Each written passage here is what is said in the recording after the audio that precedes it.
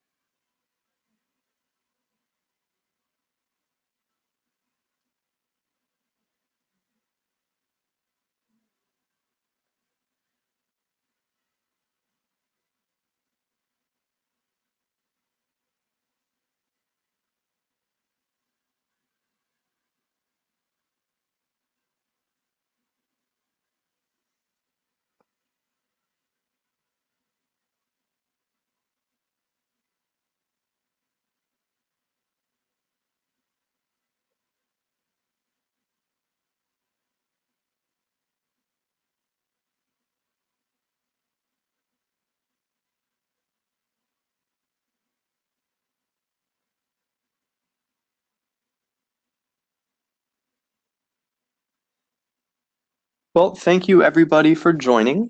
We really appreciate you coming and your interest in this topic. My name is, we're going to get the webinar started right now, and feel free to share this around. I will also be posting it up on the World Institute on Disability's YouTube page, and it will have full captioning, and we'll also make a transcript available. This is part of a brief series of events sponsored by California Department of Public Health's Office of Health Equity. And my name is Alex Guinness. I am a policy and research specialist at the World Institute on Disability.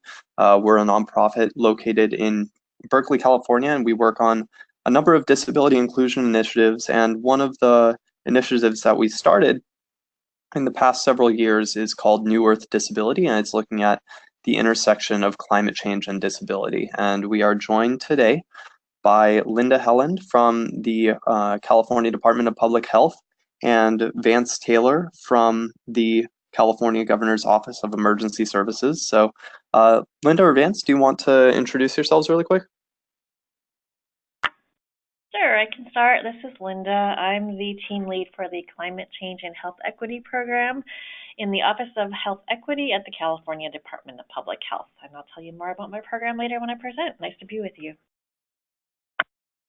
Great. And I'm Vance Taylor, and I'm the Chief of the Office of Access and Functional Needs at Cal OES. So I too will tell you more about the office and our mission and what we do. Great, well, thank you. And let's see, shoot. I would open things up for people to enter their names into the chat, but I think we want to get rolling with the webinar because we have limited time. We will have time at the very end for question and answer, and feel free when that comes up to just introduce yourself, say where you're from, and enter your questions into the chat function or the questions section, and we will be sure to get to those. So going to get rolling right now, and thank you again for joining us and joining the webinar.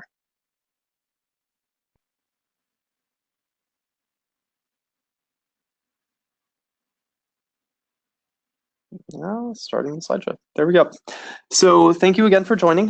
We are going to be looking today at climate change and disability with a special focus on California. Now, California is really on the forefront of addressing climate change from a number of angles. First of all, reducing carbon emissions and undergoing smart development in a way that minimizes our environmental footprint, and also preparing and addressing the needs of vulnerable populations and just doing climate resiliency efforts. California is also unique in that we have a very diverse geography, a very dense population, a large economy, and pretty much all of these areas are affected by climate change and a number of different aspects of climate change. Certainly, our state has a very complex water system, and we have a Mediterranean climate that is susceptible to very dry periods of drought, and then also very wet summers from El Niños and things winters from El Niños and things along those lines. So it's quite the place to live, and there's a lot going on here. So we're excited to talk about exactly what has happened with the state.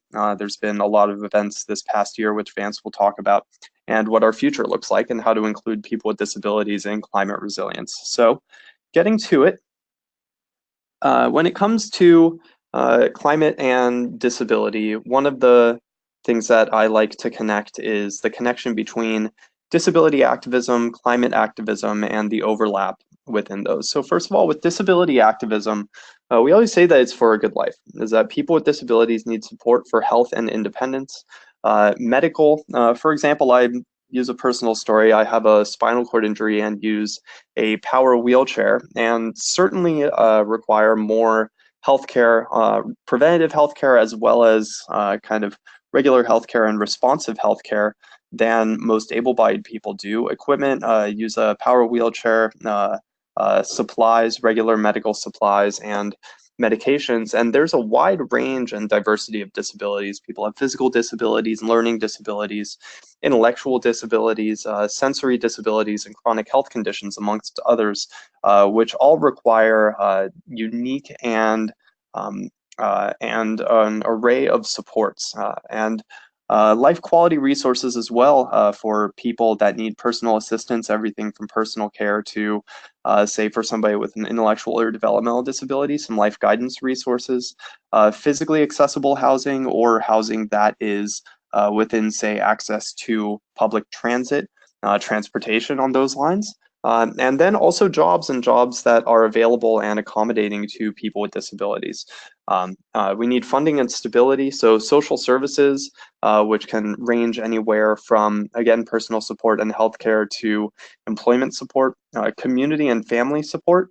And one of the things that comes along with climate change is that when there are any sort of disruptions, obviously, these can disrupt personal networks that are so vital to somebody's survival and well-being. And all of these take time to develop, either through policy and government funding and a lot of activism. And we've seen a lot of activism in the disability community over the past several decades, but they are vulnerable and can really be taken away in a split second or in any sort of regime change. When climate activism comes about, climate change is a matter of global survival, and it's a matter of survival for people with and without disabilities. Many things are affected, everything from food production to natural disasters. Public health, one of the under-addressed things that is getting increasing attention is migration, which I'll talk about later, and some people are impacted more than others. A large focus in a lot of reports, they simply say vulnerable communities, but this is a very diverse and wide range, and people are, and different groups are impacted in unique ways as well. So people with fewer resources or minorities are often marginalized or don't have the resources to adapt. Those in developing countries as well as vulnerable institutions, and developing countries tend to be especially vulnerable to actual climate impacts, and people with disabilities, which we will address. So some groups are denying that climate change exists, then fighting to stop any action. I think we've seen that, and we've certainly seen rollbacks in any sort of regulation or kind of progressive policies. Luckily in California here, we are focusing a lot more on progressive policies, which is this last piece. Many others are pushing to cut emissions and really create a green, sustainable economy. One of the things that at the World Institute on Disability we want to focus on, and certainly Vance and Linda as well, is working on how we need to adapt and prepare. I say here, but ignoring how we need to adapt and prepare.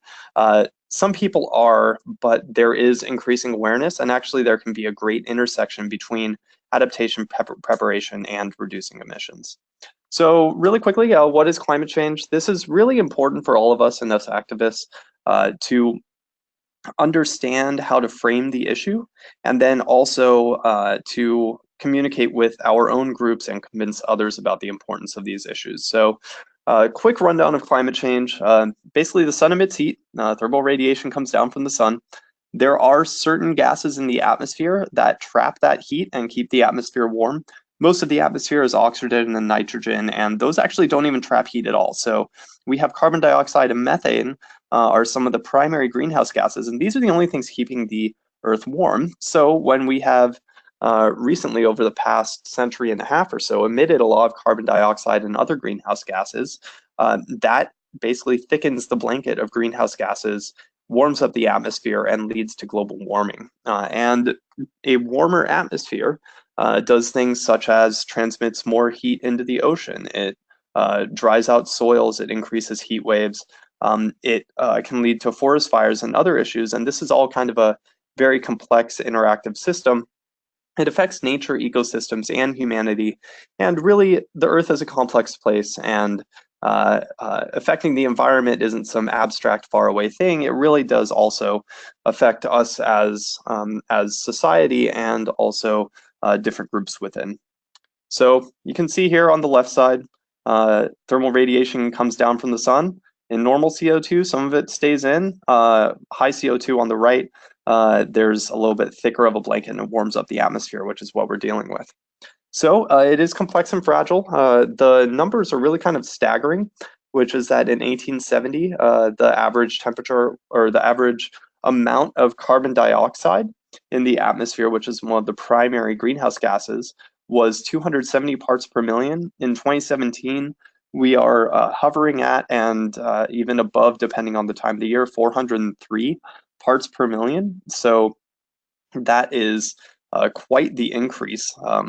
That's, oh gosh, about a well over a 30% increase right there. And the average temperature has increased right around 1 degree centigrade since 1870. There actually was a little dip between 1870 and then kind of started going back up around the beginning of the 21st century, but it has only been increasing since then. The flows of greenhouse gas, they do have a very delicate balance, and they have stayed balanced within the past, but they've shifted, and we actually know through far, far back in history and soil samples and earth cores and things along those lines that when CO2 goes up, the earth warms. When it goes down, the earth gets cooler. And the reason that we've kind of thrown this out of whack is through industrialization, which is power plants, cars, manufacturing. These all produce CO2, and some of them also will produce methane, which is a very powerful, more powerful greenhouse gas. Large-scale farming, methane will come off of decomposing waste, and also cows tend to belch and otherwise emit a bunch of methane. Deforestation for planting crops and things like that removes plants. Forest fires at the same time will remove plants, and actually that leads to feedback loops, which, for example, I'll show in just a minute, is melting ice, permafrost melting, all of these things that kind of are the Earth's natural way of keeping things balanced. They can start a downward spiral that will continue to warm up the atmosphere and continue to warm up those factors. So you can see here, things are heating up. This is the carbon dioxide over the past 400,000 years or so, and it fluctuated a little bit below 300 parts per million over the past while. Each of these little dips was kind of an ice age, and then the higher ones are called interglacial periods, and then all of a sudden we were in an interglacial period, built our whole society around the way that the Earth was balanced, but then all of a sudden we've kicked all of the CO2 way, way up. What's that led to is an increase in temperature. So here you can see as the temperature has just gone up, it's right about 1 degree centigrade higher than it was before we started emitting all of this carbon dioxide in the 1870s. And then that is leading to climate change impacts. So on the left side here, we've got direct impacts, stronger storms, more frequent storms. A lot of that is happening in California. Vance will certainly cover that. Expanding drought and forest fires, sea level rise, which can flood areas closer to the oceans, and then if there are storms and storm surges, make coastal areas more vulnerable to those. The ocean acidifying, which I think some of us have seen, say, the Great Barrier Reef and the effects of the reefs dying out. It will affect plant and animal life, which is really a food source for a lot of people as well. More intense heat waves, and that actually kind of is also affected by the way that we build out, say, our cities. The more concrete that you have, the warmer it is. It's what we call the heat island effect, and then general weather pattern changes. And each of these then leads to indirect impacts, some of them on our built infrastructure, and then some of them on our society and the greater populations, which is, say, if you have storms, then it might damage infrastructure. That's actually something that we saw recently in California just last year. God, almost exactly 1 year ago, with the collapse of the spillway at the Oroville Dam. Food insecurity, if you have drought, food becomes less secure. If you have oceans that are being affected, people that rely on fish might be affected as well. Poor health, that say from air pollution, from heat waves, economic disruptions. One of the things that people don't tend to consider, but say seaports might be flooded, and there's a lot of international trade that happens. Environmental and ecosystem instability, and then widespread migration and what we call climate refugees, which I'll touch on in a minute. So here's some of the major consequences: stronger storms and extreme weather. Long story short, a warmer atmosphere holds more water. Water vapor, if you can imagine kind of boiling a pot of water, it puts more steam up into the atmosphere. And that creates stronger storms, and many types of those are geography dependent. We've seen certainly the hurricanes that hit the Caribbean and Atlantic this year were huge, and then we have also experienced some very strong winter storms and pushing snow off of the Great Lakes, for example, over in the Northeast. that can lead to storm-related injuries and fatalities. A lot of infrastructure damage and interrupted services. Puerto Rico certainly is still recovering its economy and healthcare system, and then its overall electric grid. And another effect can be drought, water shortages, and crop stress. It is kind of gravest in developing countries without a lot of complex water infrastructure. California, we're lucky in that we have a very complex and well-constructed series of dams and canals and water management agencies and other entities. Unfortunately, we built that around an older climate, so they're having to figure out how to manage that in the future. But if you can imagine a developing country that doesn't quite have that infrastructure, that can really affect them as well, and also not having kind of the farming techniques to do that. And a lot of developing countries live in areas that are simply susceptible to drought. A lot of this is exacerbated by poor resource management. Water or land management could be one of those. So large-scale migration is another one. The International Organization on Migration right now has predicted that there will be anywhere between 200 million to over 1 billion climate migrants by 2050. And that will be caused by resource stresses, say water stresses and people leaving drought-ridden areas, which we're already starting to see in, say, sub-Saharan Africa. Rising sea levels, social and political tensions can all cause those. And then talking about feedback loops, then if you have population pressures building up on certain borders, then that can cause resource stresses, social and political tensions in its own right. So again, this is a very complex system that we're dealing with. A lot of people are saying, stop climate change, and there are a lot of international targets that have been set. California is being extremely proactive at reducing our carbon footprint. Unfortunately, climate scientists predict changes and large changes even if we cut emissions. Unfortunately, we can't stop global warming. I put a sad face over here. This is probably my most cynical slide, so pardon me for that. But you can see on the left is that there are a bunch of different future scenarios that have been put forward. People are hoping that we can reduce emissions, which would be some of those kind of lower blue trajectories in that left-hand graph of what the future temperature changes will be.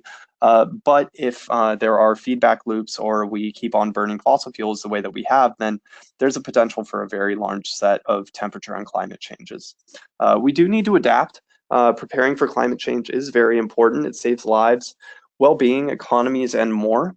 So the first step is to create general resiliency, which is physical and economic infrastructure and social systems and support networks. And actually, I find this to be an incredibly motivating opportunity for us to just build a more resilient, equal, and sustainable in terms of kind of the socioeconomic sense society.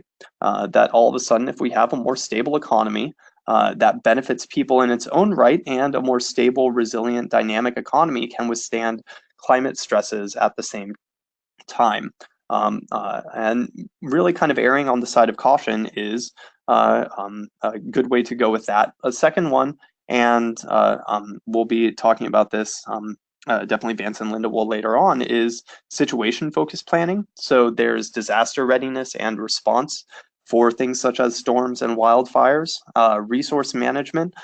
California is trying to figure out what to do with water shortages when it comes to providing water to people, as well as water behind dams that provide a lot of our electricity, migration, and creating dynamic systems about that. And it's important to start early, provide people with resources, and plan ahead so that we're not caught off guard, and really practice the precautionary principle, which is it's better to plan a little bit too much just for the worst case scenario than it is to be caught in the wrong position. So adaptive climate justice is recognizing that oppressed and marginalized groups will be hit the hardest and supported least in the face of climate change.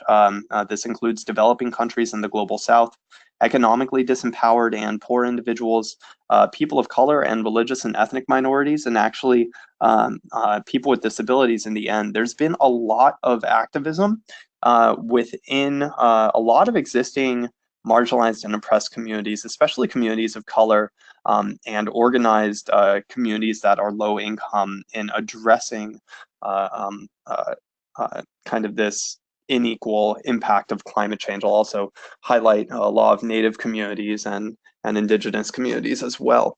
And adaptive climate justice says, first of all, when you're doing the resiliency, make sure that you address root causes of vulnerability and inequality. Prepare with specific focus on vulnerable groups, and that is in general, and then also with kind of some of those specific climate impacts that I mentioned, and provide resources. And what we say is demand help from the privileged and those with the resources that have that.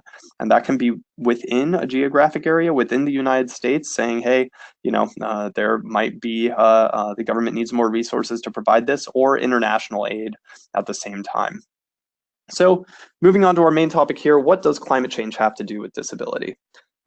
First of all, people with disabilities face vulnerability, discrimination, marginalization, and a lack of resources and social supports in general. I think a lot of us here in the disability community simply recognize that right off the bat. Climate change creates additional stresses that stress the existing kind of social systems that we face. And during climate change effects, people with disabilities may, number one, experience excess injury, death, or health consequences, fall behind in times of emergency, be abandoned, or lose social support networks, and lose social or medical supports. At the same time, that can be in a immediate disaster in time of stress, or if all of a sudden kind of governmental or overall social resources get stressed as well. So it kind of builds off of the medical and social model of disability in a way, the way that we look at climate change. The medical model says that something is wrong with the person compared to the able-bodied norm. And it says that people with disabilities are broken. It implies brokenness, a lack of capacity, or unworthiness within society. Actually, my colleague Marcia Saxon was going to join us, and this is certainly her specialty. She's done a lot of disability sociology, but she's not feeling well today.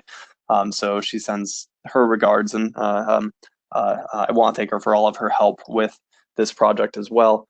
There has been a history of exclusion and in eugenic ideology of simply casting people with disabilities aside and putting them kind of out of sight, out of mind, say in institutions. And there's something here that is connected to climate change, which is the triage mentality, which is that if you have limited resources, you need to recognize who can support themselves the easiest and who requires the most resources to support themselves. And people will say, well, we need to support the people that take the fewest resources to support. And then once we get low enough on the totem pole, if we run out of resources, then the people that need the most, we're sorry, you're kind of on your own. And that is something that within conventional disaster response creates a lot of problems for people in our community. The social model of disability, on the other hand, says that disability is located in the attitudes and inaccessible environments. It's not just a philosophy. What it really requires is a change in the way that society provides support and addresses people with disabilities. So there has been 60 years of activism. A lot of it started here in Berkeley, California, where the World Institute on Disability is located, through the kind of what we call the modern disability rights movement. And actually coming up here on January 23rd is Ed Roberts Day, who is one of the main founders of the modern disability rights movement and one of the founders of our organization. And it's pushed through everything, the Americans with Disabilities Act, the 504 regulations, and the international agreements such as the UN Convention on the Rights of People with Disabilities. And there is growing recognition that if we provide inclusion and resources, then people can live on an equal playing field. There's inclusive infrastructure that we need, accessible housing, accessible roads, sidewalks, entrances, accessible transportation, and then social cohesion, which is, for example, stable and dependable relationships. This can be everything from personal care support networks to somebody who needs deep personal care, as well as, say, for somebody with a psychological or developmental disability, simply people around in order to provide them with the community that they need to live more stable lives. And then medical, non-emergency, durable medical equipment resources, which require kind of a modern economy and a stable economy to provide and keep people stable and healthy. Other social needs include social benefits to pay for essential services. This may be anything from Medicaid to in-home supportive services, which provides personal attendant care. These typically are location dependent, and actually that's something that we run into problems if somebody might be dislocated due to a one-time climate disaster or simply have to be a long-term climate migrant, is if you are all of a sudden dislocated out of your county where a lot of your social services were tied to, then that creates major difficulties. Other social needs include mobility across borders, so that's physical mobility, as well as finding accessible places to live, as well as sometimes simply people with disabilities have been turned away from borders because of their disability only.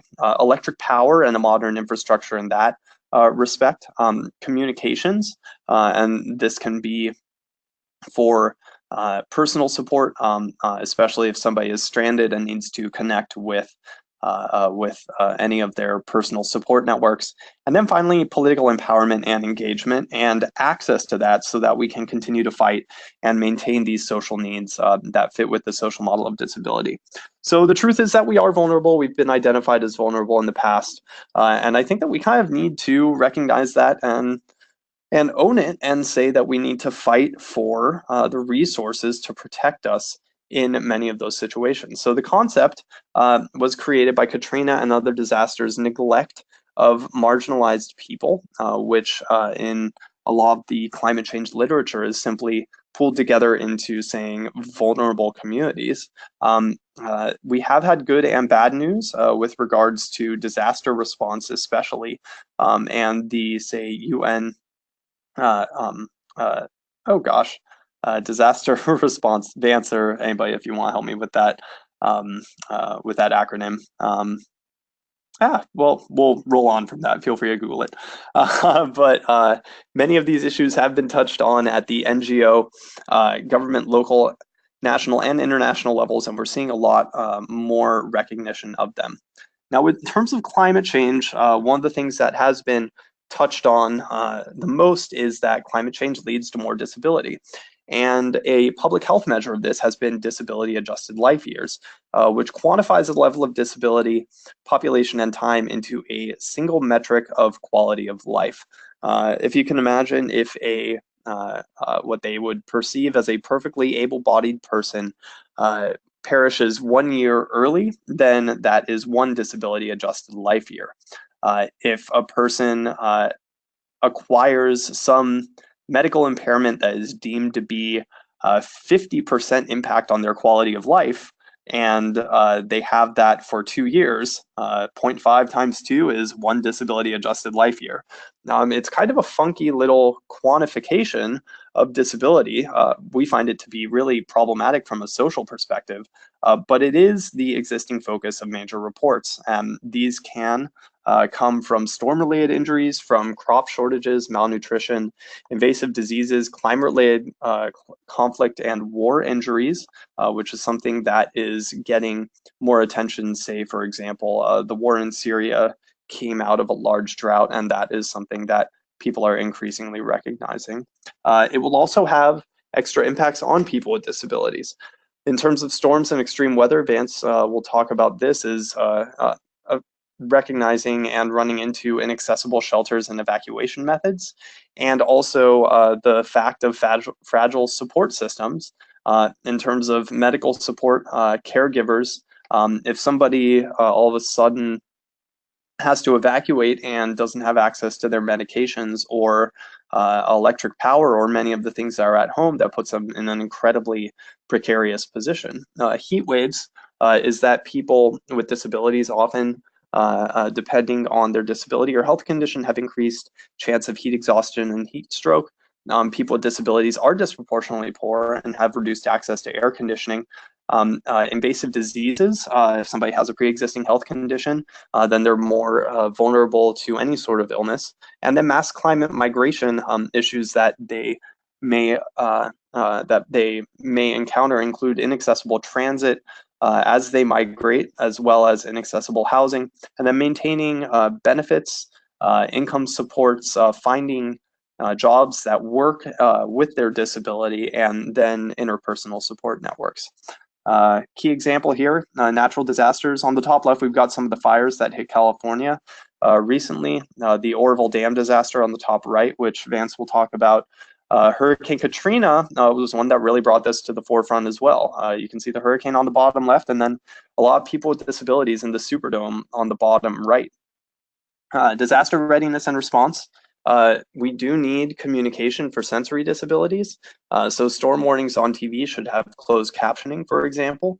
Announcements in shelters should be done either using any sort of captioning interpreters or other sorts of communications that are accessible to all. Evacuation will include accessible buses and operational paratransit. Mass evacuations from nursing homes ahead of time. That's an issue that people encountered over in Florida during one of the recent hurricanes this year. Shelters, so identifying shelters that are fully accessible with medical supports. Being careful of the difference between having integrated shelters and really the benefit of those having integrated shelters with disability-related supports as opposed to separate special needs, quote unquote, shelters for people with disabilities and people with, say, more complex medical conditions and situations. And then finally, recovery, finding housing for people who were already probably in a socioeconomically difficult position, and employment, rediscovering employment. Another one is migration.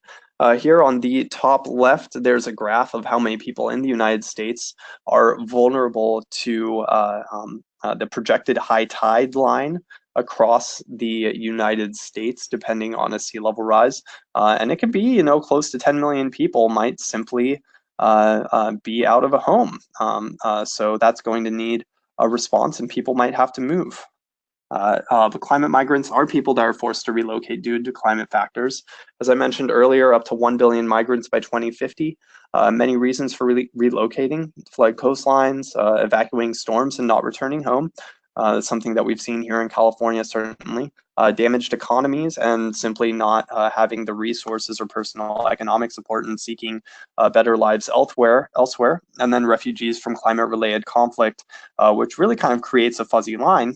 And that is connected to one of the last bullet points here that I'll touch.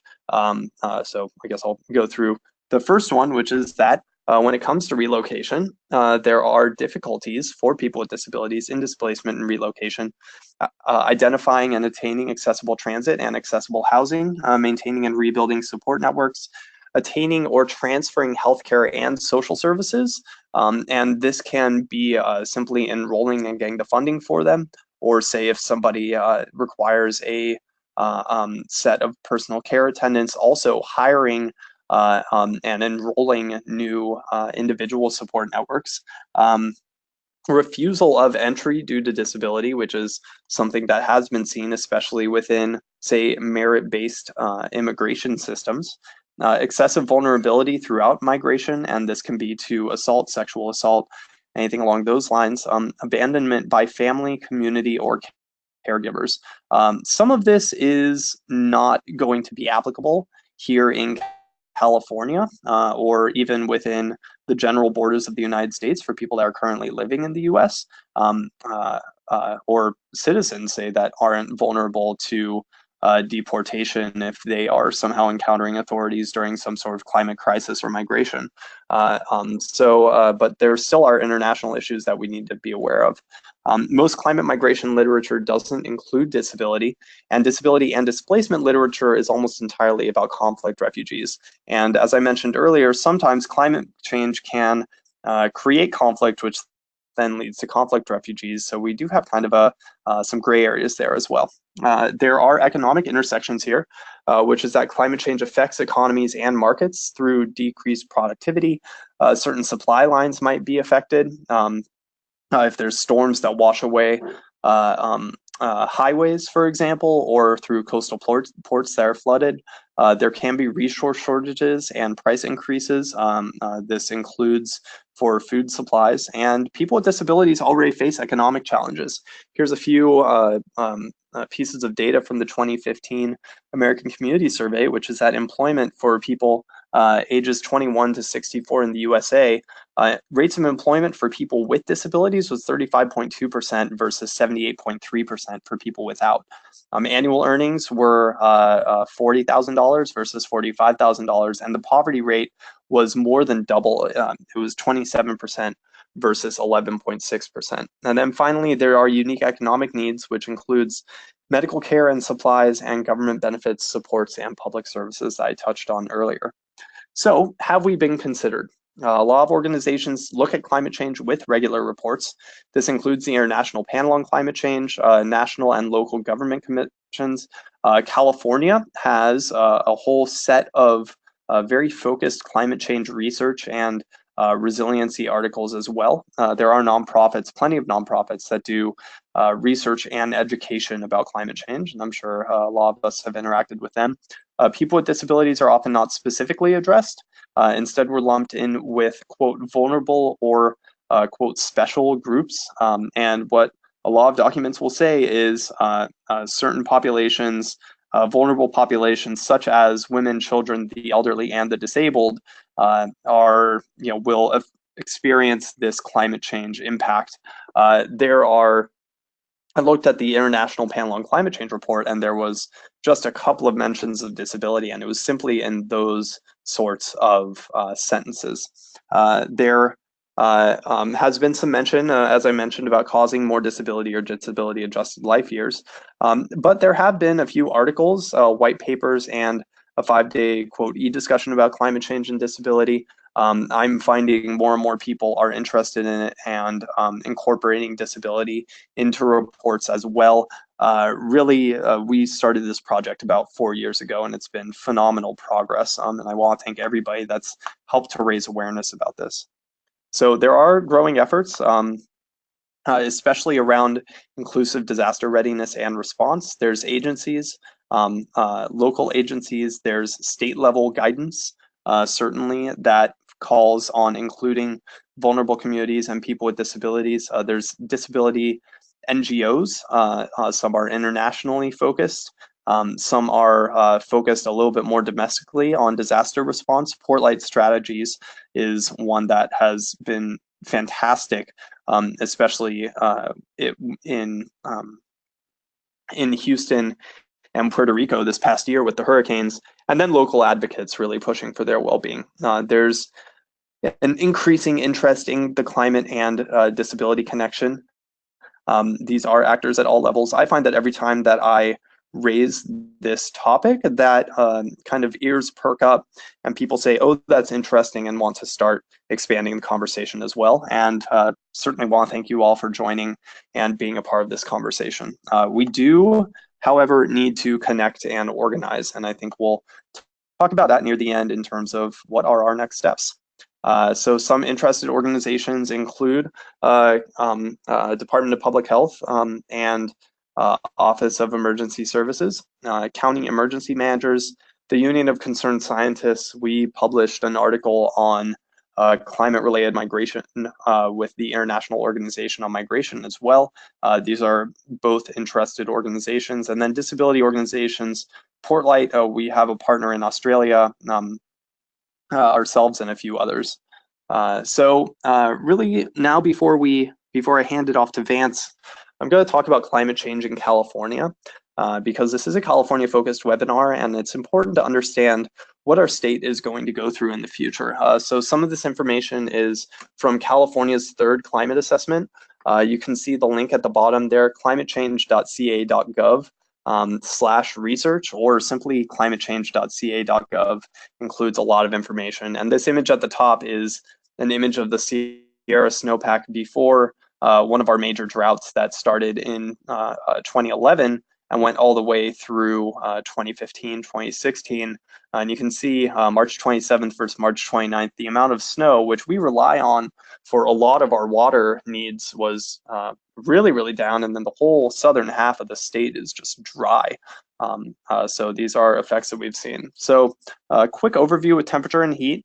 By 2050, California is projected to warm by approximately 2.7 degrees Fahrenheit above 2000 averages. And one of the things that California and the reports have pointed out is that this is whether or not we really focus on strong emissions reductions, because some warming is kind of built into the system based off of what we've already put forward. Depending on what we do in the future, they could increase by 4.1 to 8.6 degrees Fahrenheit, depending on emissions levels. This will lead to some large level issues such as more springtime warming, which influences our snowmelt and how that affects our water availability. And also our hydroelectric power. Summer temperatures will rise more than winter temperatures, which will be greater in inland California compared to the coast, which are areas that struggle with heat waves and also have high rates of disability populations. And the heat waves, when they come, will be more frequent, hotter, and longer. And there will be fewer extremely cold nights, which that will affect that'll affect agriculture, as well as during heat waves, people's ability to kind of cool off at night. We will have decreased precipitation in general during kind of longer periods of drought, which you can see on the top left. That's the drought monitor for us in 2016, when we were really dead in the center of one of our major droughts. And that's from March, which is at the end of a winter semi-rainy season, which leads to forest fires on the bottom left. And then on the bottom right, those are some of the fires that hit Northern California this past year in Napa County. But at the same time, when storms do hit, on the top right there, we've got what we call our atmospheric river, very heavy winter storms. Rainfall is going to come down in kind of stronger, heavier bursts, and it's going to come down more as rain and less as snow. So kind of some bullet points about that. Less precipitation, especially in Southern California, on average. More precipitation falling as rain, not snow, which kind of the Sierra snowpack serves as a second water reservoir for us that slowly melts over the spring and fills up our reservoirs for use for drinking water and agriculture. We will have the stronger atmospheric river events. In general, we will have drier soils, dried and dying vegetation, which increases fire risk and then also increases a risk of mudslides, because there's simply less roots holding soils together when a heavier rain event hits. And you can see that by 2085, the increases in numbers of large fires are ranging from 58% to 128% above historical levels, and the amount of area burned will increase by 57 to 169% depending on the location. These are huge numbers that we're going to see in California. We're going to have reductions in hydroelectric power because of a lot of our power comes from both small and large dams that are located in the very mountainous Sierra Nevadas. At the same time, we're going to have more electricity demand from air conditioners, from people that are trying to withstand kind of summer heat, running their air conditioners more, and then more people purchasing air conditioners because they simply cannot deal with heat waves without them.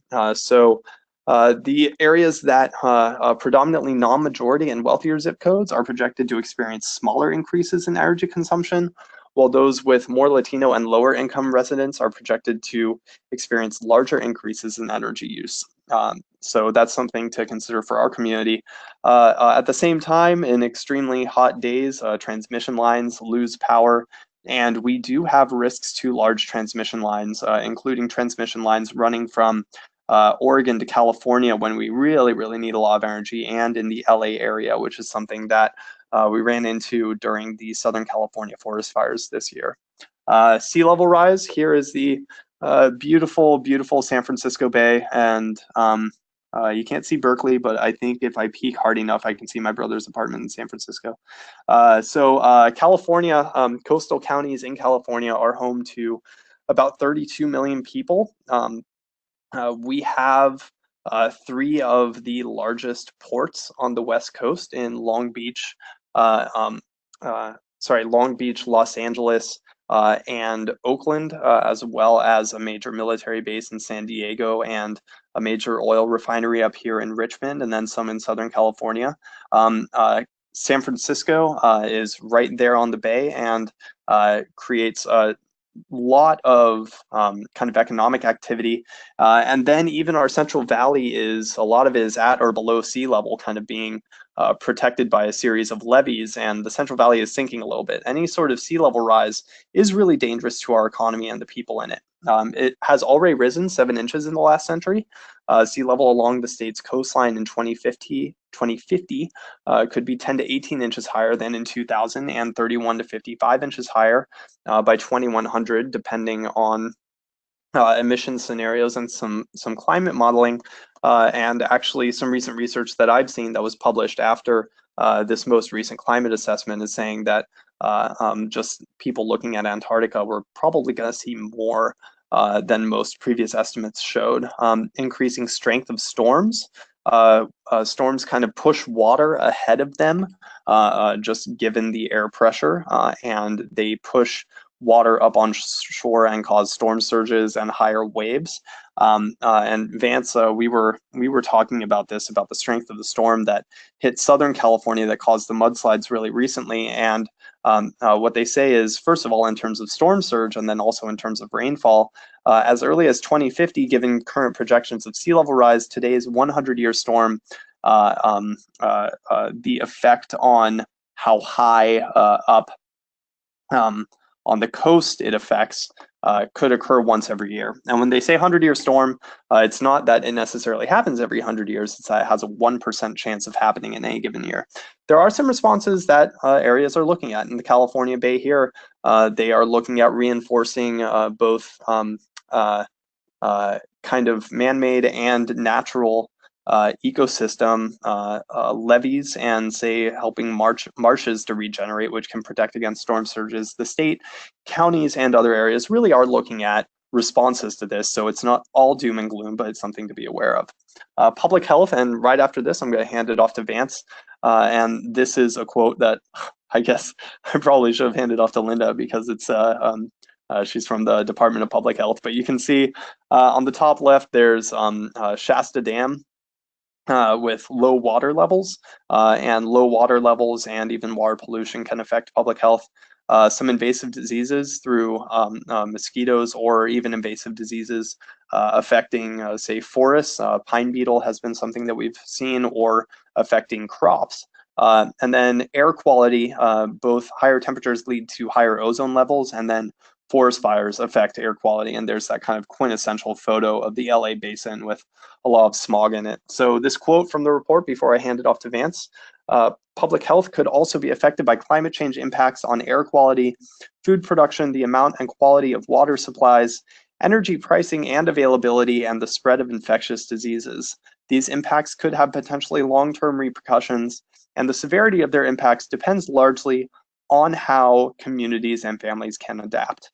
And that's the point to take home, is we need to adapt smartly and well. So Vance, I guess we'll hand it off to you, and I'll keep running the slideshow for now.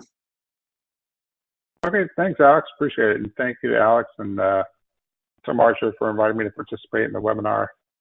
Certainly appreciate everything you guys do and everything that has been done to coordinate this. So thank you. If we're going to kick into the next slide, I'll just say, 2017, I mean, it was kind of a wild year, and here we are in 2018. As they say, time flies. I actually moved back to California.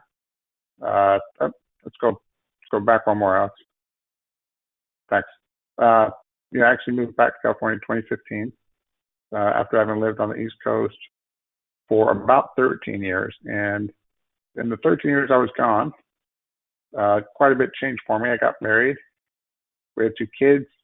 We accumulated a lot of things, which meant that after the move, on our way back to California, there were a lot of boxes to unpack. It was interesting because, as fate would have it, I got sworn in on August 3rd, I believe, 2015. as the chief of the Office of Access and Functional Needs. Our mission and our role is to identify the needs of anybody with an access or functional need or disability before, during, and after disaster, and then to integrate those needs into everything we do as it relates to disaster management or emergency management or planning. And so I got sworn in, and an hour later, I got activated. And so that meant that right out of the gate, I was working some pretty late hours. And it was kind of funny because, especially my first few days, I would come home and there were boxes just everywhere. And so I had to use my amazing wheelchair driving skills to carefully navigate my way through the house without running anything or anyone over. And then interestingly, I started to notice that every time I came home, there was more and more room to drive around.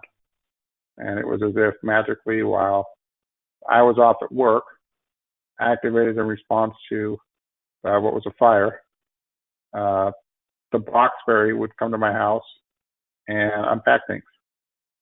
And then one day I came home and there were no more boxes to drive around. Everything was just unpacked in its proper place. The house was totally set up. Now, in case you're wondering, it turns out there is no such thing as the box fairy. It turns out it was my wife doing the unpacking, and every day she would tackle a room, and whatever she didn't get to by the time I got home, she would tackle the following day.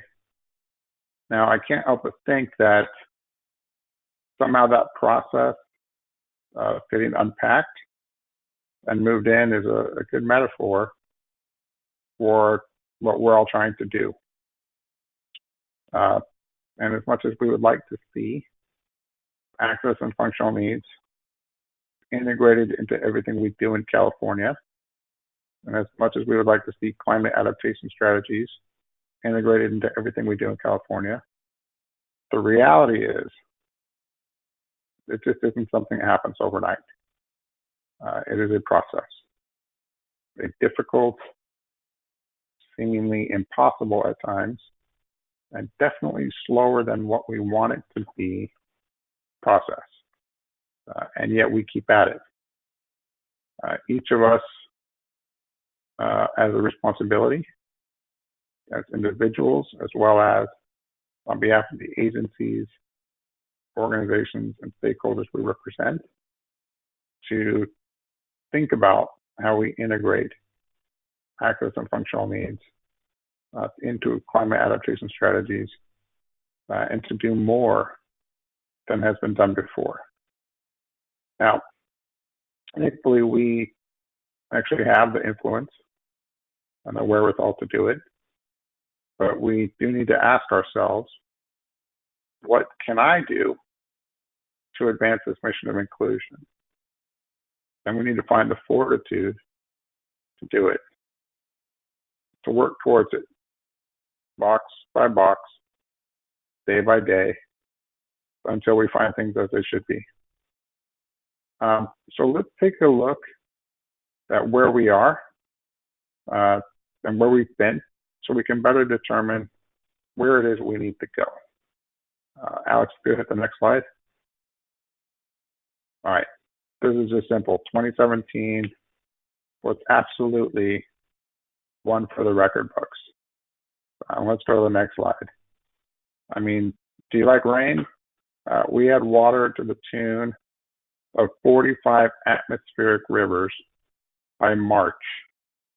Okay, of those, a third were categorized as strong or extreme, which is why by April, the amount of rainfall we had received was 197% above our yearly average. Do you like floods? 2017 saw deadly floods across the state as rivers rose well above the flood stages, inundating houses, schools, and communities. This, of course, led to the evacuation of thousands of Californians from their homes, not to mention road closures, block routes to agricultural lands, and millions upon millions of dollars in crop damages. And in the millions of customers who lost power in Northern California and Southern California during these events, it makes, if you take all that in combination, it makes for a pretty interesting work week. Mudslides. If you like mudslides, we have those too. In fact, the Big Sur landslide on Highway 1, and let me just tell you how crazy this is. Okay, so I'm putting the slide deck together, right? And I'm putting out info here on the Big Sur landslide. It was the largest in California state history, resulted in $1 billion in highway damage, buried parts of the highway under a 40-foot layer of dirt and rock. I mean, if you check out on that photo here, that massive mud dome, it actually created a wide skirt over the road, down the cliff, and onto the shore. And what's wild is, as I'm writing this, of course, what happens in Southern California? We get major mudslides. But that's 2018, and this is a 2017 review, so I won't spend too much time about that. I will simply say, every time we seem to have a record-breaking event, it is not too far down the road that record seems to be broken. Okay, let's stick back with 2017. Let's go to the next slide. All right, so who can forget about Oroville, right? Where we all learned what an emergency spillway is. Turns out the Oroville Dam, which is the nation's tallest dam, has a thing called an emergency spillway. Well, as storms dumped historic amounts of rain, Lake Oroville, which is the second largest man-made lake in the country, rose until it flowed over a concrete weir at the top of the dam's emergency spillway. And that was okay until erosion came into play, threatening to cause an immediate failure that would have resulted in the collapse of the concrete weir, sending a 30-foot wall of water through the downstream communities. And so it was that the largest non-hurricane evacuation in U.S. history came to be. We moved nearly 200,000 people virtually overnight, brought in every resource you can imagine from every corner of the nation, and worked to support the needs of 42 shelters, all while striving to ensure that the needs of individuals with disabilities and people with access and functional needs were identified and addressed throughout each phase of response and recovery. And as we spent the next several months working the emergency management process at Cal Area's headquarters and at the Joint Field Office and our area field offices with FEMA within each of our regions, and in partnership with each locality, we continued to be bombarded with incidents up and down the state. As we did so, we pushed our way through the hottest summer in California history and a fall heat wave that shattered all-time high records in the Bay Area, which of course turned the Golden State brown and extremely dry, which paved the way for disaster. Alex, if you go to the next slide. On October 8th, firefighters began battling multiple wildfires in numerous counties across Northern California, prompting massive evacuations and causing devastating consequences as strong winds fueled the fast-moving fires. By the time the flames had been extinguished, the plumes of smoke had cleared, more than 11,000 firefighters and nearly 500 law enforcement personnel had worked the disaster. the California Governor's Office of Emergency Services set up a shelter task force, which I participated in. That we coordinated over 40 sheltering operations, oversaw the distribution of 40,000 meals, 60,000 liters of water, 2,000 ADA compliant cots, 12,000 blankets and sheets, all got distributed. More than 245,000 acres and 8,900 structures had burned. More than $9 billion in losses have been reported, and 43 people have perished.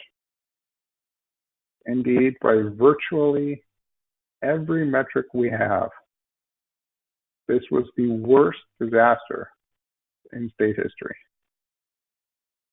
So you can imagine what it felt like from an emergency management perspective when about a month and a half later, on December 4th, the Thomas Fire erupted in Southern California, and we collectively sprang into action to battle that blaze. Next slide. We brought in strike teams, C-130s and fire engines from Arizona, Idaho, Montana, New Mexico, Nevada, Oregon, Utah, the U.S. military, National Guard. Virtually every local fire department in the state was brought in to assist with the Thomas Fire. And even with all that, it still burned over 283,000 acres, becoming the largest wildfire in California history. It destroyed over 1,000 structures, damaged hundreds more, forced over 104,000 people to evacuate, cost hundreds of millions of dollars to fight, and required 8,500 firefighters, which is the largest mobilization of firefighters for combating any wildfire in California history. That's how many it took to knock it down.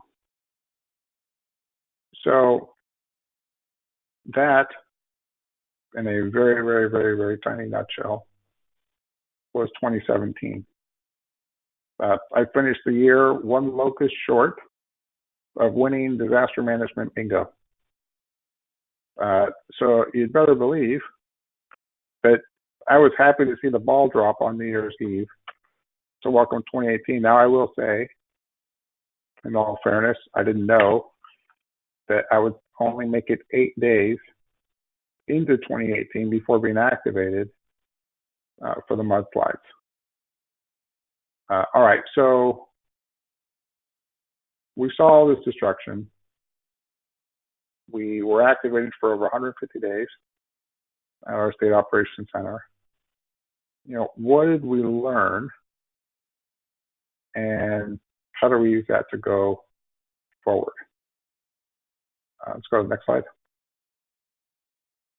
In activating for each disaster, I've had the unique opportunity to compare and contrast how affected jurisdictions responded to the access and functional needs of individuals within their communities.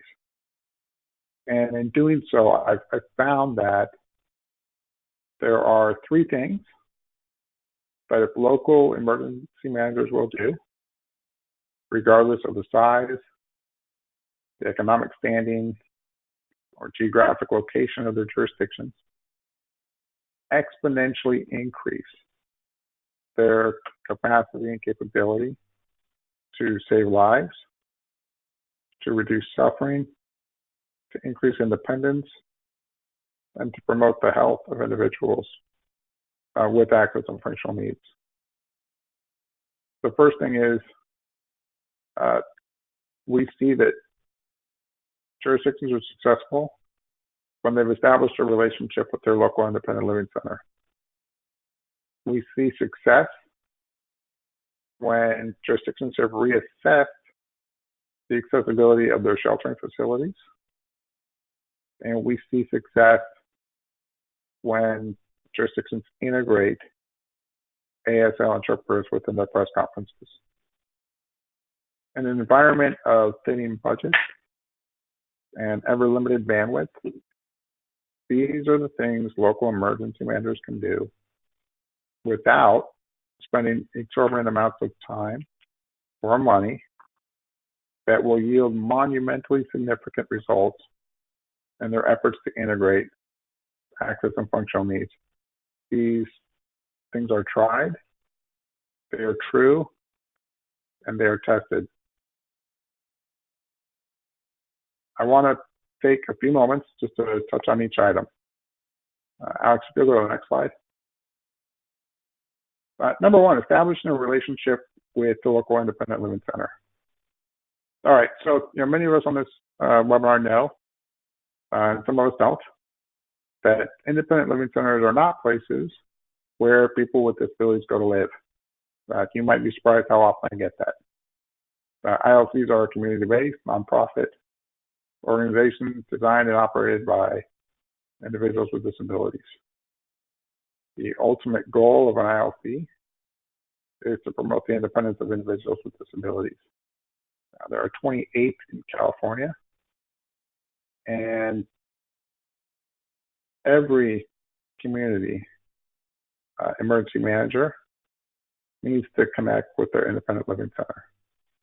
See, as emergency managers, we struggle sometimes, right, to ensure that we're addressing access and functional needs.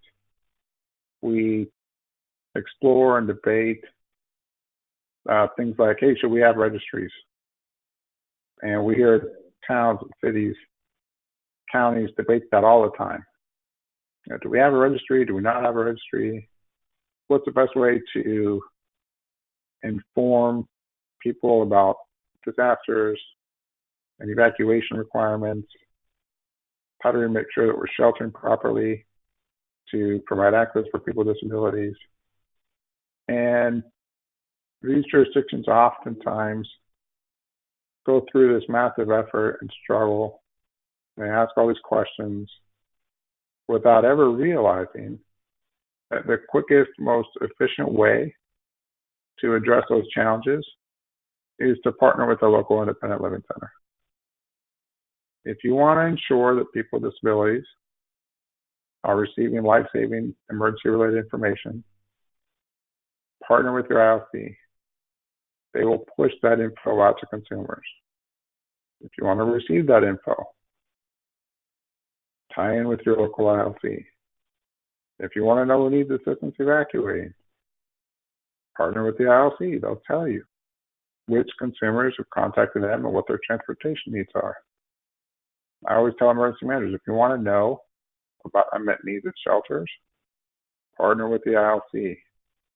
They can not only help assess shelters, but they can determine the resources their consumers will need there. Oftentimes, ILCs will even be able to provide durable medical equipment and assistive technology for consumers in sheltering environments. Amazingly, access to all that costs emergency managers exactly $0. So that's not a bad deal. Conversely, there is a real benefit to ILCs in that they can, in partnership with managers of emergencies, increase the independence of the consumers they serve before, during, and after disasters. Next slide. All right, reassess the accessibility of sheltering facilities.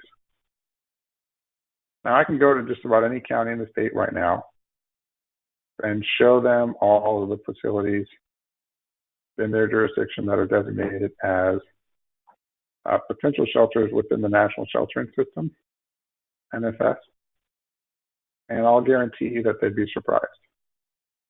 I've had counties look through NSS and report that some of the facilities are actually condemned buildings. Like, what is that doing in there? I don't know. further, the facilities that are actually not condemned buildings, very few of them have been assessed for accessibility. And even though policy dictates that they're supposed to be assessed, most of the assessments that have been done are incomplete or out of date.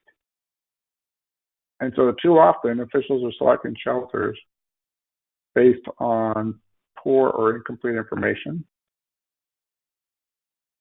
They decide they're going to shelter at the Veteran Center because that's where they went last time.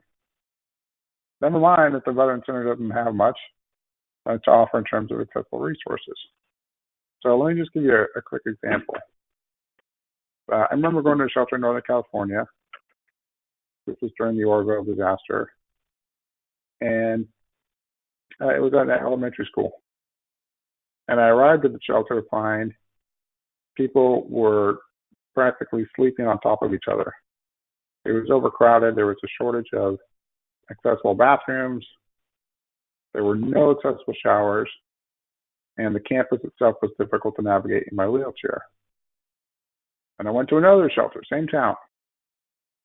This one was at a high school. Probably the nicest high school I've ever seen. I remember wishing I had gone to that high school. There were tons of accessible bathrooms. It had 22 built-in accessible showers, 2 gymnasiums, and was easy to navigate. Amazing, right? Now, what was the distance between the elementary school and the high school? 3 blocks. Okay, so why then, with the high school being right there, did they ever even open up that elementary school as a shelter?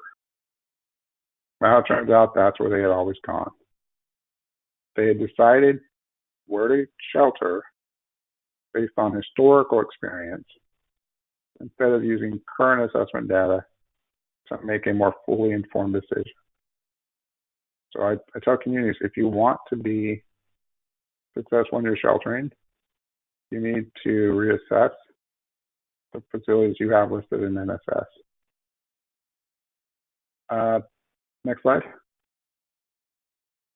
Integrating ASL interpreters within press conferences.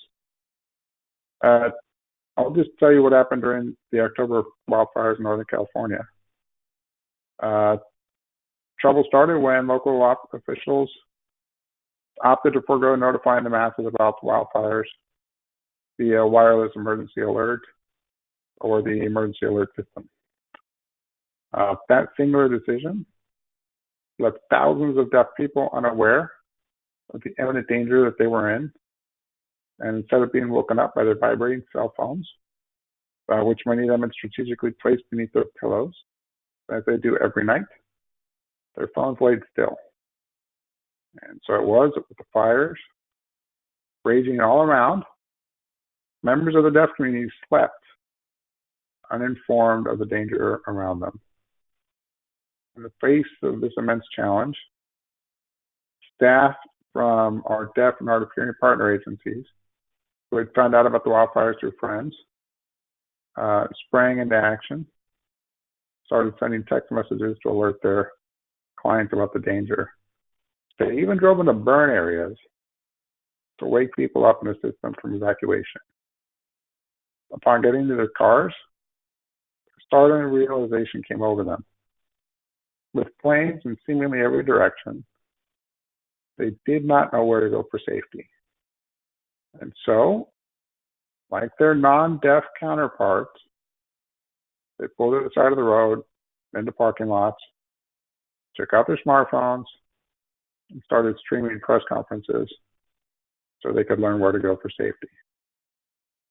But with no ASL interpreters integrated into those press conferences, these people who were deaf and hard of hearing had no way of receiving, processing, or acting on the life-saving information that everyone else around them was getting. And so with their lives on the line, they were forced to rely on text messages, from family and friends in order to get to safety. So to every colleague, friend, emergency manager, community organizer, partner, stakeholder that is hearing my voice or reading this text, I will simply say we can do better. And we need to do better because lives are in the balance. You go to the next slide, Alex. The disasters we faced in 2017 illustrated clearly that for the communities we serve, the integration of active and functional needs is often the difference between life and death. Of the individuals we lost in disasters last year, an overwhelming number of them had access or functional needs. This is the reality of what we experience. And were it not for the tremendous work that we've been doing together, the number of people who died, the number of people who suffered would have been even greater. Ours is a mission to save and reduce suffering. And we save lives and reduce suffering. As we are in 2018 and embark on this year, we can and should use what we learned last year to recommit ourselves in a more meaningful and impactful way. And that's how we make this year greater than any year that's come before it. As it relates to climate change, I will simply say this. And you can debate what to call it, whether it's man-made, whether it's real. What you cannot debate is the reality of what I see on a day-to-day basis. Storms, fires, floods, disasters of all types that are far worse than anything we've seen, whose frequency is far greater than what we've ever experienced, and whose impacts are more devastating than anything that we've ever gone through. That's the reality of what we're dealing with here. So if we don't start to make adaptation plans and integrate those planning processes to account for access and functional needs, then we are in very, very, very real way leaving ourselves hanging in the balance. So it's my hope that we can, through these type of partnerships and through the work that each of you do, work to promote a safer, more secure California. Thank you.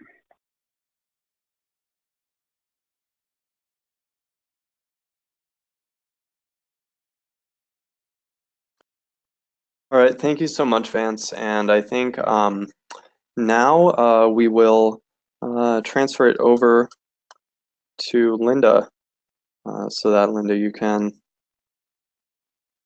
let's see here. Change presenter, that's what I did.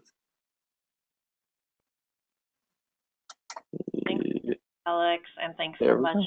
And can you hear me?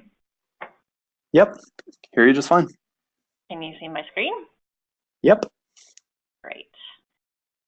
Well, it is an honor to work and learn from both Vance and, oops, sorry, get out of this.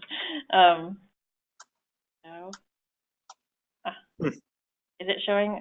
Let's see. There we go. There we go. It's an honor to work and learn from both Vance and Alex. I was very thrilled when I met Alex and that we've had the opportunity to work together in several occasions and capacities over the last couple of years, because this is an area that I think needs more attention. And so we've been collaborating on several projects. I live in Mendocino County, and that is where 9 people died in the Redwood Valley fire initially, in the Wine Country firestorm on October 8th. And of the 44 killed in that firestorm in Sonoma, Mendocino, and Napa counties, more than half, as Vance said, were either elderly and or had a disability. In Redwood Valley, 83-year-old Jane Gardner was a talented needlepoint artist. At 1:30 in the morning, she called her stepson to say that her house was surrounded by flames and that she and her caretaker, 64-year-old Charlene or Charlie Foster, were waiting to be rescued. And that rescue never came, sadly. So our program, the Climate Change and Health Equity Program, embeds health and equity in California climate change policy and planning, and embeds climate change and equity in public health policy and planning. We work with local, state, and national partners to assure that climate change mitigation and adaptation activities have beneficial effects on health while not exacerbating already existing health inequities or creating new inequities. We implement California's climate change laws and executive orders, contributing health equity considerations, and we work to reduce vulnerability to climate impacts by improving living conditions with and for people facing health inequities.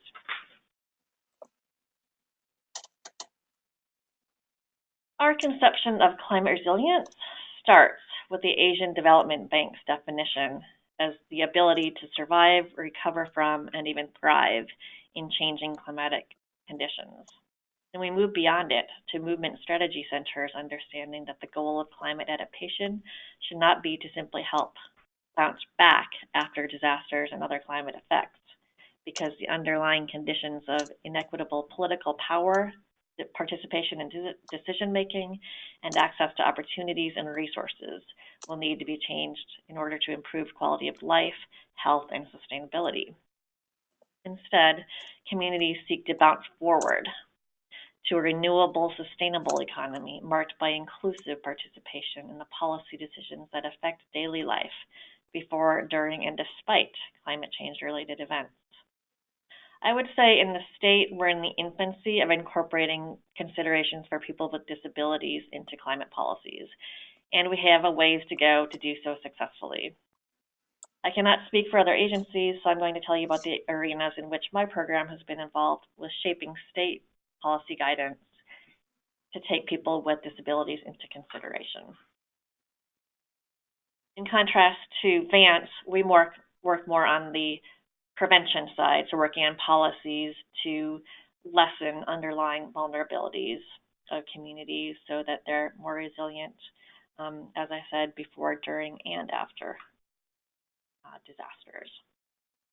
The first area in which we've worked is the public health chapter of Safeguarding California, California's Climate Change Adaptation Plan. In 2017, our program updated the document, integrating more than 150 comments from over 80 stakeholders and 9 public meetings. This public health chapter of the plan articulates the action steps that state agencies, especially the California Department of Public Health, are doing and plan to do to reduce the health and equity harms of climate change. This chapter recognizes that climate change does not affect all people equally, and resources must be focused on supporting the resilience of the people most vulnerable to the effects of climate change. People experiencing historical and current disadvantage due to discrimination based on poverty, race, ethnicity, gender, sexual orientation, disability, geography, immigration status, and age tend to experience worse health outcomes on average. When these worse health outcomes develop through systemic, preventable, and unfair distribution of power and economic resources, that's when they're called health inequities. People experiencing health inequities are also likely to have fewer resources to prepare for, adapt to, and recover from the effects of climate change. The capacity for resilience in the face of climate change is significantly driven by living conditions and the forces that shape them, such as wealth, education, housing, transportation, and environmental quality, and access to resources and services such as healthcare, healthy foods, and safe spaces for physical activity. And thus, strategies such as alleviating poverty, improving living conditions, increasing access to opportunity, reducing health and social inequities will result in more climate-resilient communities. In addition to the public health chapter, the emergency management chapter, informed by the Office of Assets and Functional Needs, led by Vance, has several action steps addressing the risks to people with disabilities from climate impacts and calling for collaboration to build community resilience. And also the Parks, Recreation and Culture and Land Use and Community Development chapters of Safeguarding California also have considerations for people with disabilities. For example, the Land Use and Community Development chapter calls for assessing and addressing the climate vulnerability of state-funded facilities such as housing that accommodate vulnerable populations, including people with disabilities, and for protecting that housing. The updated Safeguarding California Adaptation Plan will be released later this month, in a couple days, at the website on the screen. As Alex said, it's essential to address the root causes of climate vulnerability, which we see as the same root causes of health inequities, which are the inequitable distribution of power, resources, and decision-making. A project in our Climate Change and Health Equity Program, the CalBRACE, or California Building Resilience Against Climate Effects project, which is funded by the Centers for Disease Control and Prevention, is responding to the reality that climate change is happening now, and some communities are bearing disproportionate health impacts. The CalBRACE project developed climate change and health vulnerability indicators for California, which you see on your screen. These indicators can help define the scope of climate impacts and identify the populations and locations most vulnerable to those impacts. The climate change exposure indicators are heat, air quality, drought, wildfires, and sea level rise. The adaptive capacity indicators include air conditioning ownership, tree canopy, impervious surfaces, and public transit access. The population sensitivity indicators include children, elderly, poverty, education, race and ethnicity, outdoor workers, vehicle ownership, linguistic isolation, disability, health insurance, and violent crime rate. Many of these are available at the census tract level and others at the county or regional level. The data are in Excel spreadsheets available on our website, along with a description of why each indicator is relevant to climate change and health equity. So all of these have evidence-based relationships with additional vulnerability to the health impacts of climate change. Many of the indicators can be stratified by race and ethnicity as well to help target resources and planning. The CalBRACE project also developed 58 climate change and health profile reports, and you see a cover of the reports right there for one of the counties, San Luis Obispo County. They include data, maps, and charts that outline climate projections and conditions that make people more vulnerable to climate change, and they're tailored for each county. Each county profile report includes background in climate change, climate projections for the county and region, an overview of the health impacts of climate change, a description of the most vulnerable populations, and strategies and action steps. Exposure indicators include precipitation, sea level rise, heat waves, and fire risks. Indicators of health outcomes and inequities that may suggest the need for extra consideration to prevent health impacts include death rates by race and ethnicity, percent of population with multiple chronic conditions, asthma diagnoses by poverty level, heat-related emergency room visits, adult obesity, living with a disability. Plus, there are 16 social factors associated with harm or protection from climate change impacts, including population of young children, elderly, poverty rate, working outdoors, violent crime rate, having air conditioning, area covered by tree canopy, and other indicators on the right side of this slide. Again, many of these indicators are available at the census tract level and stratified by race and ethnicity, all for the purpose of prioritizing resources to the people and places that most need them to plan for the impacts of climate change. The reports are being used by counties to plan for the impacts of climate change and by several state and local planning and grant processes to identify places for prioritized investment. The final tool into which we have injected considerations for people with disabilities in light of climate change is the Planning and Investing for a Resilient California, released by the Governor's Office of Planning and Research. Governor Jerry Brown declared in Executive Order B3015 in 2015 that state agencies shall take climate change into account in their planning and investment decisions, and that because climate change will disproportionately affect the state's most vulnerable people, all state agencies' planning and investment shall protect the state's most vulnerable populations.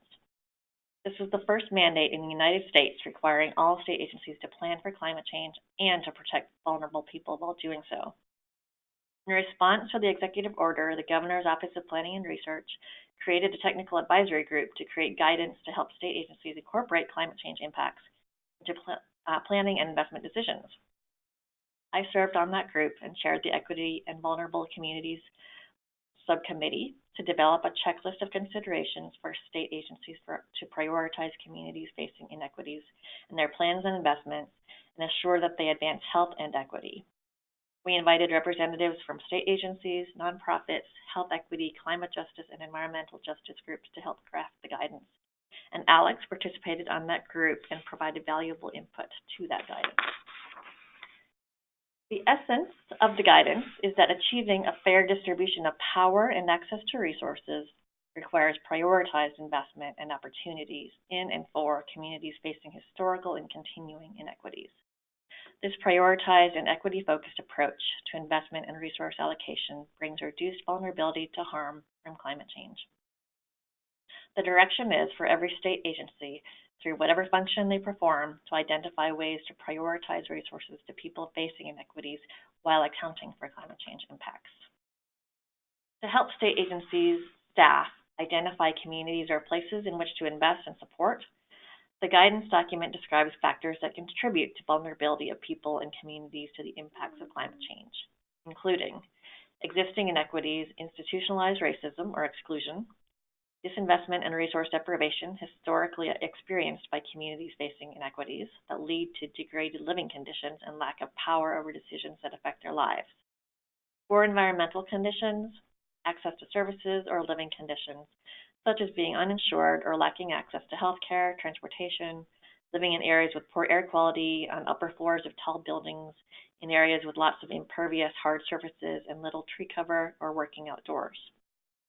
And the final factor contributing to climate vulnerability is physical states or conditions that increase vulnerability, such as being elderly, very young, pregnant, having a disability, chronic health conditions, or mental illness. The guidance also describes intersectionality, that people often experience multiple forms of vulnerability or injustice at once. So, for example, a significant portion of people with disabilities are also people of color and experience racism. And people with disabilities tend to have lower incomes and less secure employment, which may also elevate people's risk of harm from climate change. Some people with disabilities may have conditions or take medications that interfere with thermoregulation or their ability to regulate body temperature, increasing their risk for heat illness.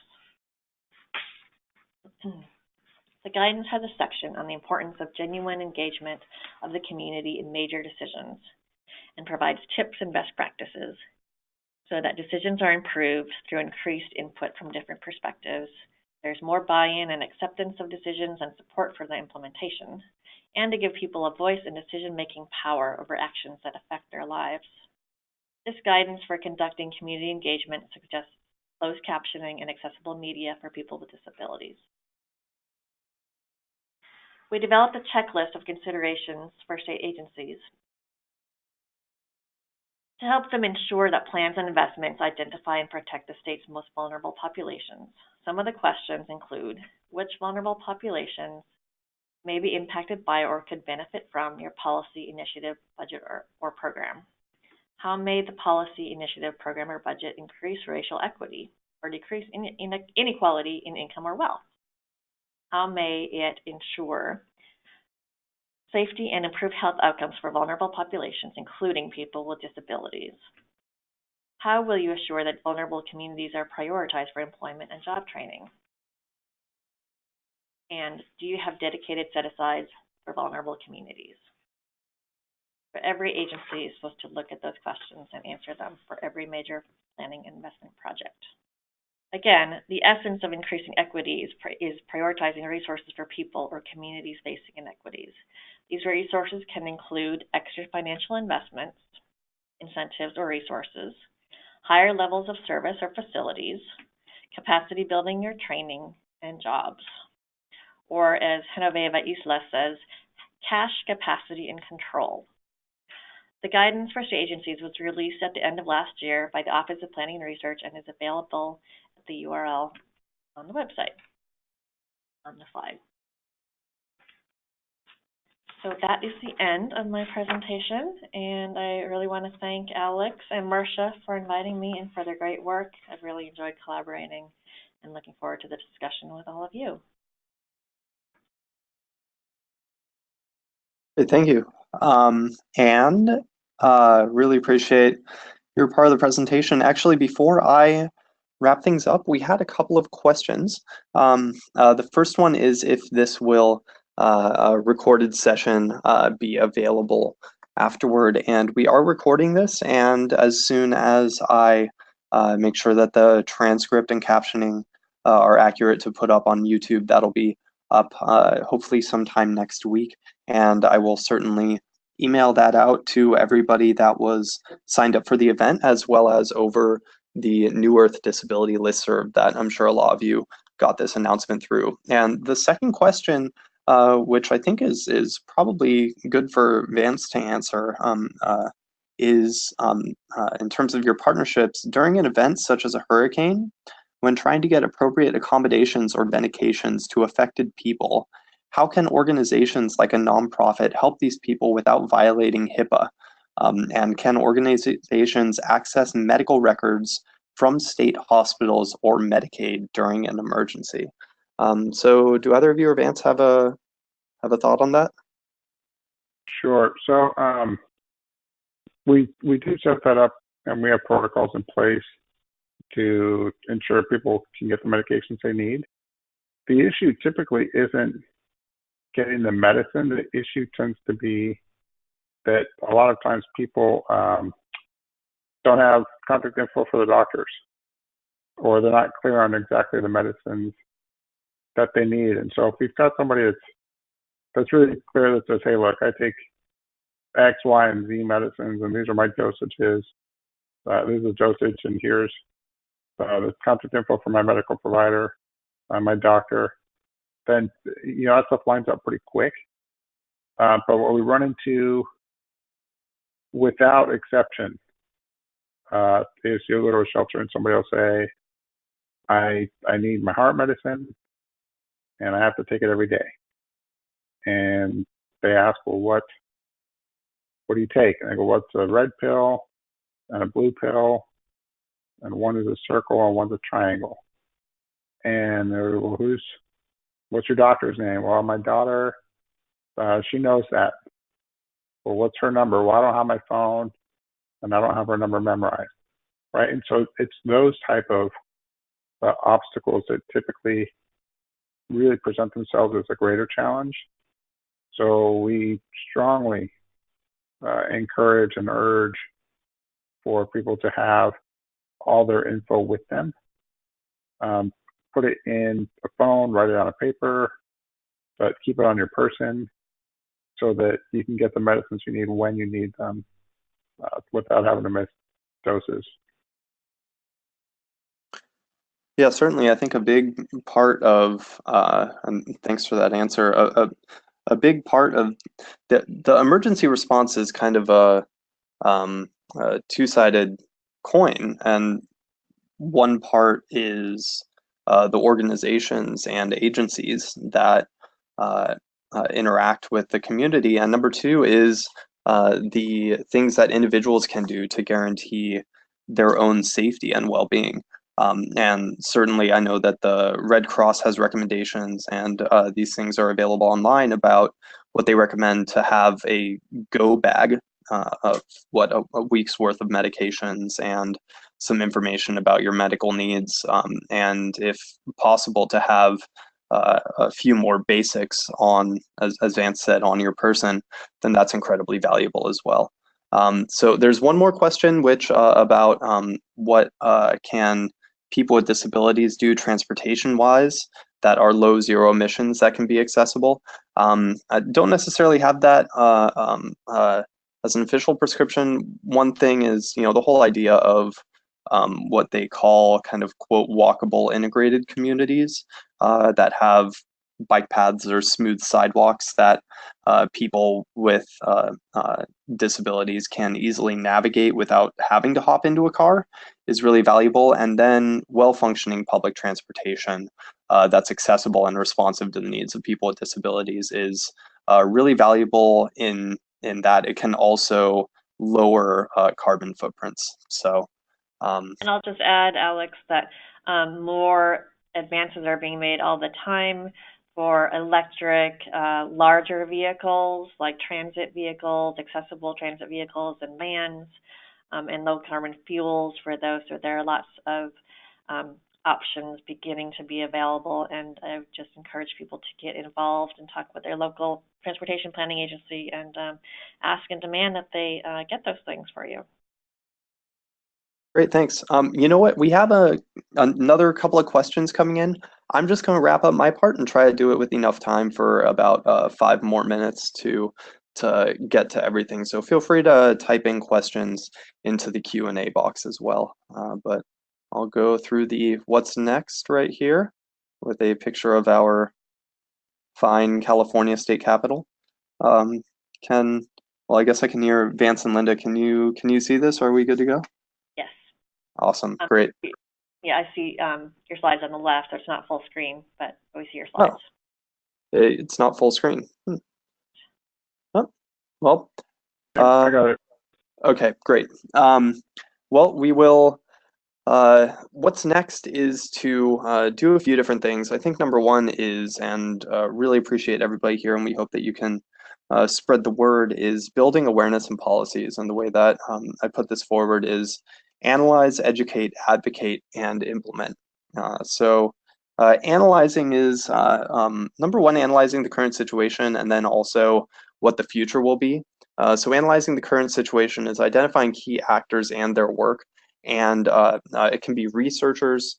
We actually just had somebody who had entered a question saying that they had done a lot of research, and that could be incredibly valuable, be it individuals, academics, international organizations such as the International Panel on Climate Change, and become familiar with climate change in general.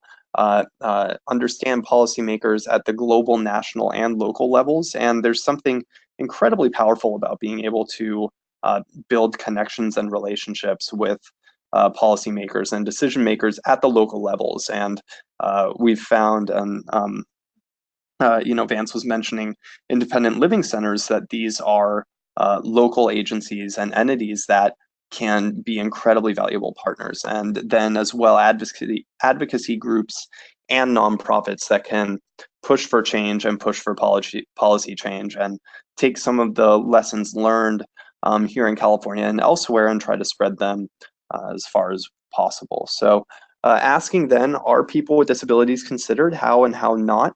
Whether we are simply a bullet point in a list of vulnerable groups or specific disabilities. And as I was watching Linda's a little bit there, also recognizing that disability is not just wheelchair or no wheelchair. It's incredibly complex, and there are a lot of intersecting and overlapping personal characteristics and communities.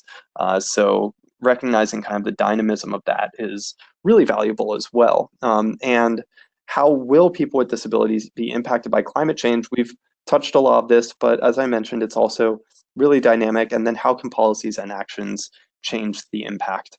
We can say that, we all can't change every single system in the world. So recognizing and analyzing also our own capacity to make change, deciding the level of detail to address, identifying and collaborating to really bring others into this effort. So analyzing the needs is really breaking things down a little bit more detailed, is understanding the primary and secondary impacts, a lot of which we've talked about already, so I'll kind of skip over this, as well as regional differences. We're talking about what's going on here in California.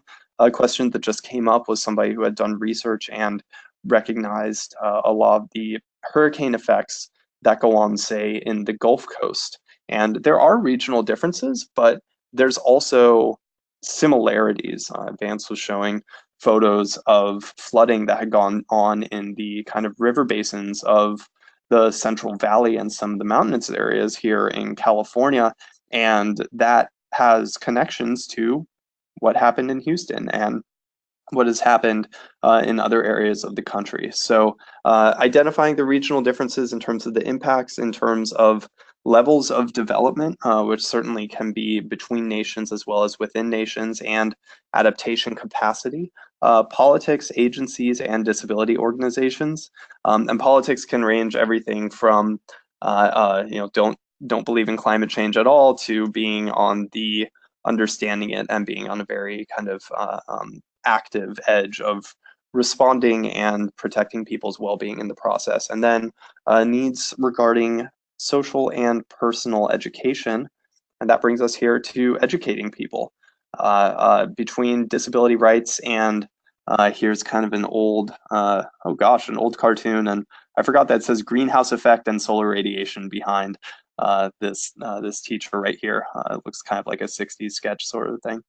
But educating is creating publications and media. You know, over here at WID, we've done some writing and editorials, and people seem really responsive. The more that it's out there in the web, the more people will come across it. Articles, op-eds, and videos. Pretty much anybody can write up a blog post on your website, or hopefully contribute something to a local paper, or gosh, just do a quick social media post saying how you saw this awesome webinar today and how it made you think, anything along those lines. And then, developing more concrete media strategies using conventional or social media, contacting key stakeholders and educating them about this. I think that myself, Vance, Linda, and a lot of the people that we've worked with as this topic has grown, we contact stakeholders and leaders, and it's not necessarily something that came into people's minds. What Vance was saying about having ASL interpreters at announcements might not come into people's minds, but as soon as you say it, they will understand and they will make change, and reaching as many groups as possible, because it's not just disability, it's also environmental justice is an incredibly complex network, and this is a matter of human rights, so recognizing those groups as well. Advocating is getting a range of partners, collaborating, including disability rights. There's an old disability rights phrase, nothing about us without us. And we were, Linda and Vance and I, as we were preparing, Linda mentioned the health in all policies motto that goes with a lot of public health advocacy and public health issues. And then disability in all policies is there as well. So recognizing harm prevention in the public health sphere, environmental justice communities, speaking in terms of people's language and in terms of what they care about, and then pushing government and international organizations based off of their focus, location, agency, their adaptation plans, whether they have them, implementing them, understanding large reports, and even trying to insert a couple of sentences about disability into large reports, or about climate change into disability reports is incredibly valuable. So implementing, working with stakeholders system-wide, staying involved in policy and actions, recording efforts and developing best practices. And actually, I was mentioning that we're recording this webinar, simply being able to have a simple piece of media to blast out, recording efforts and then recording media and making that easily replicable is really a good way to go as well. And then finally, expanding networks, allies, and messages, and creating a dynamic community. As we say here also is that including disability in climate adaptation doesn't even necessarily have to go climate adaptation, climate adaptation, climate adaptation. General disability reforms and increases in access are beneficial regardless, and then they can come in and be beneficial for climate work. And then something that's instigated by climate work will be useful long-term. A fully accessible gym that's used as a emergency shelter is a fully accessible gym when it's not being used as an emergency shelter. Climate preparation provides another strong argument really to increase overall accessibility. And then have this little thing on the right. If people migrate to our city and we want to be an open and inclusive city as people move potentially because of climate related migration, then we should make it accessible for all. These are the sorts of kind of language and messaging that we can be using. And then connecting and coordinating. The final thing, and Marcia loves to talk about this, is the hope-despair dilemma. Certainly, I think everything that we've talked about today is pretty sobering, and we do face these harsh realities. So how do we balance between the messaging of let's reduce emissions and hopefully stop climate change, which there's only so much that we can do, a certain amount is built into the system, versus preparing in the meantime and keeping our heads up as we do it. It's understandable that people will feel like they want to give up and say, well, screw it, I'm gonna just go and party it up for the rest of my life. That's not what we should be doing.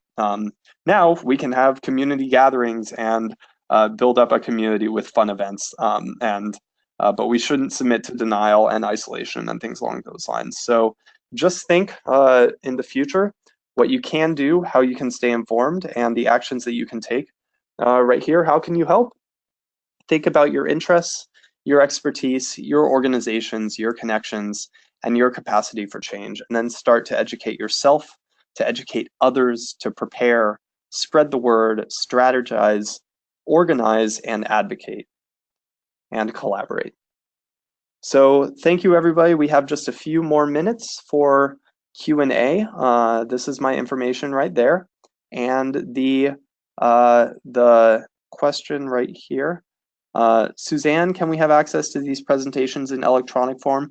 If you'd like so, please just shoot me an email and then we can connect over having the presentations in an electronic form. My contact info is right there. And Sabrina mentioned, I have solid research from my dissertation addressing direct political power components that contribute to everything addressed in the webinar today. I realize that the example used here today, however, my research is cognizant of all states, but is been determined from my data metrics that Mississippi predictably has the worst case scenario, which with the low-lying topography of Mississippi and its vulnerability to storms is certainly important. How can I help you guys in your efforts? So certainly I'd love to see it and include it in any of the research that we do. Vance or Linda, is that useful to you as well? Absolutely, I would love to see it. That'd be great, thank you. Great. Well, thank you, everybody. If anybody has any other thoughts, or Vance and Linda, any closing thoughts? I just wanted to add one little bit of hope. Alex, you asked on your slide there, what ideas for keeping hope do folks have? And one of the things we do in our program is coordinate the public health work group of the climate action team, and that's a quarterly public meeting that's also provided via WebEx and internet. It's live streamed, and it's coming up February 7th in the afternoon from 1 to 3:30. And each time we focus on a different topic of interest to climate change and health equity. And this time our focus is going to be on healthy soils.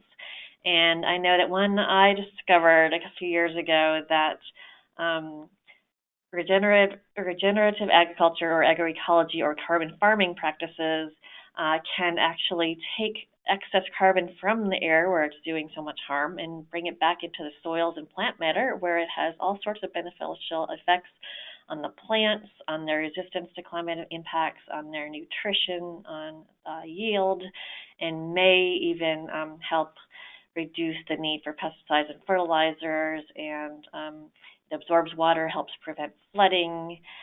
So there are all sorts of beneficial effects, and it's really the only proven way that we have already to put carbon from the air back into the soil. So it's a great source of hope. Fantastic. And people can go to just Google Public Health Work Group. It's on the Air Resources website if they would like more information on the Public Health Work Group. And certainly there's a ton of things going on in California, such as green urban roofs and urban gardens that not only suck carbon dioxide out of the air, but also reduce the urban heat island effect and just make people feel better because it's nice to have some plants around. So there's certainly positive things going on. Everybody, thank you so much. We're gonna stop the recording right now. And if you have any questions, feel free to get in touch, and hope you have a wonderful rest of your week. Thank you so much for joining. Thanks a lot.